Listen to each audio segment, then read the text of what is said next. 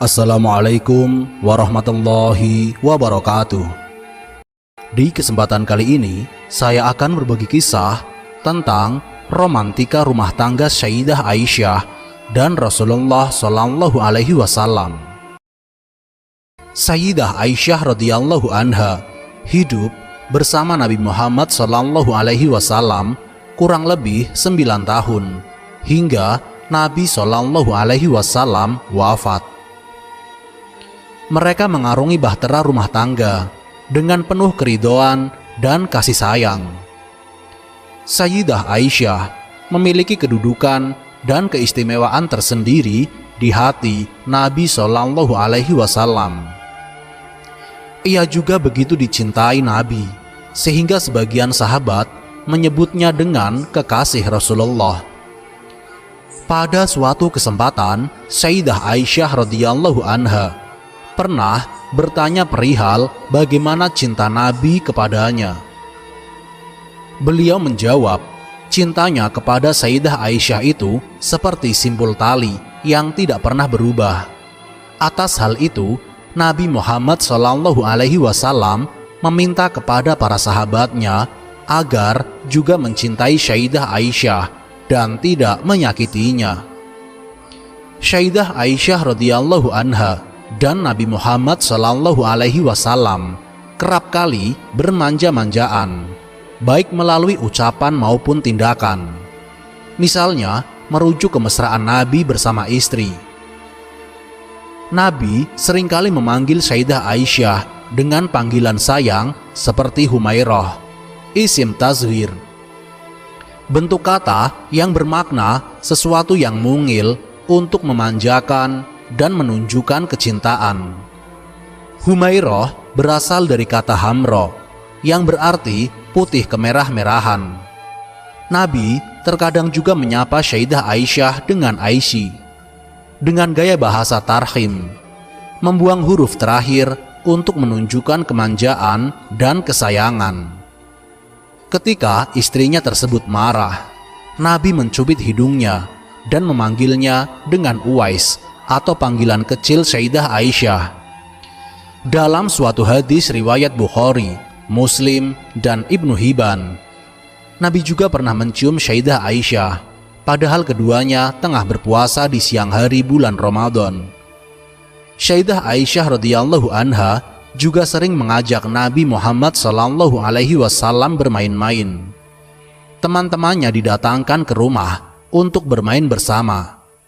Digendong Nabi di atas punggungnya ketika menonton pentas tari yang dimainkan Bani Arfadoh pada hari raya. Meski demikian, kehidupan rumah tangga Sayyidah Aisyah dan Rasulullah Shallallahu Alaihi Wasallam juga mengalami gelombang persoalan. Tidak romantis, terus-terusan, dan berjalan tanpa masalah. Karena cemburu, hoaks, hingga persoalan ekonomi menjadi bumbu rumah tangga mereka berdua. Sayyidah Aisyah menegaskan bahwa dirinya tidak pernah cemburu dengan istri-istri Nabi yang lainnya, kecuali Sayyidah Khadijah radhiyallahu anha. Karena meskipun Sayyidah Khadijah sudah tiada, Nabi Muhammad Shallallahu Alaihi Wasallam masih sering menyebutnya.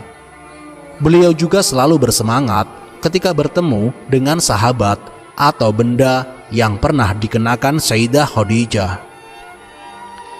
Di sisi lain, Sayyidah Aisyah menjadi sumber kecemburuan bagi istri-istri Nabi yang lainnya. Bagaimana tidak, para sahabat seringkali memberi Nabi hadiah ketika beliau berada di rumah Sayyidah Aisyah radhiyallahu anha. Sementara ketika di rumah istrinya yang lain, tidak. Atas hal itu, Ummu Salamah yang mewakili Ummul Mukminin lainnya mengadu kepada Nabi Shallallahu Alaihi Wasallam. Ia meminta kepada Nabi agar memerintahkan orang-orang tidak hanya memberi hadiah ketika beliau berada di rumah Sayyidah Aisyah saja, tetapi juga ketika di rumah istrinya yang lain. Hai Ummu Salamah, janganlah engkau sakiti aku dalam urusan Aisyah, sebab demi Allah, tidak ada wahyu yang turun kepadaku saat aku berada dalam selimut seorang istri di antara kalian kecuali dia?" Jawab Nabi. Persoalan nafkah juga menjadi bumbu bahtera rumah tangga Nabi. Jadi suatu ketika diceritakan Said Ramadan Al-Buti dalam Sayyidah Aisyah, istri-istri Nabi termasuk Sayyidah Aisyah menemui Nabi Muhammad SAW dan meminta tambahan nafkah. Mereka mengadu perihal kehidupan mereka yang sangat berat. Bahkan Sayyidah Aisyah bercerita bahwa pernah suatu waktu dirinya tidak pernah melihat nyala api di rumah para istri Nabi Muhammad SAW selama 3 bulan. Dalam kurun waktu itu, mereka bertahan hidup dengan kurma dan air saja. Kesempitan hidup itulah yang memberikan mereka untuk mengadu kepada Nabi, meminta tambahan nafkah untuk menghias diri dan berpakaian yang lebih layak. Mendengar tuntutan tersebut, Nabi Muhammad SAW marah. Beliau kemudian menundukkan wajah dan tidak menemui mereka untuk beberapa saat, hingga turun wahyu dari Allah. Quran Surat Al-Ahzab ayat 28-29. Hai Nabi, katakanlah kepada istri-istrimu, jika kalian menginginkan kehidupan dunia dan perhiasannya, marilah supaya kuberikan kepadamu mut'ah dan kuceraikan kamu dengan cara yang baik. Dan jika kalian menghendaki ridha Allah dan Rasul-Nya serta kesenangan di negeri akhirat, maka sesungguhnya Allah menyediakan bagi siapa saja yang berbuat baik di antara kalian pahala yang besar.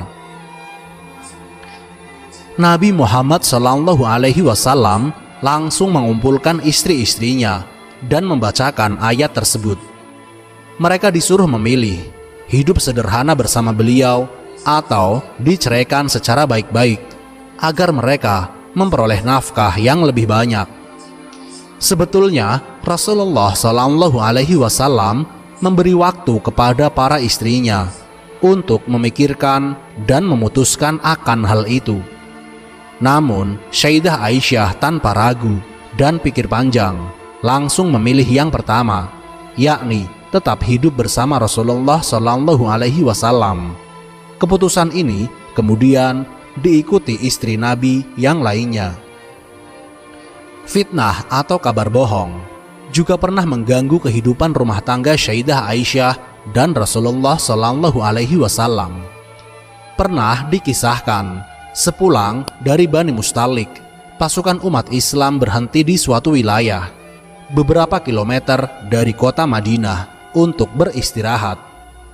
Ketika malam tiba, Sayyidah Aisyah meminta izin keluar dari sekedupnya untuk buang hajat. Tidak lama kemudian, dia menyadari kalau kalungnya hilang. Tidak ada lagi di lehernya. Ia, Sayyidah Aisyah, kemudian turun dari sekedupnya dan kembali ke tempat dia buang hajat untuk mencari kalungnya. Sayyidah Aisyah cukup lama mencari kalung di tempat itu, hingga ketika dia kembali ke tempat umat Islam beristirahat, mereka sudah tidak ada.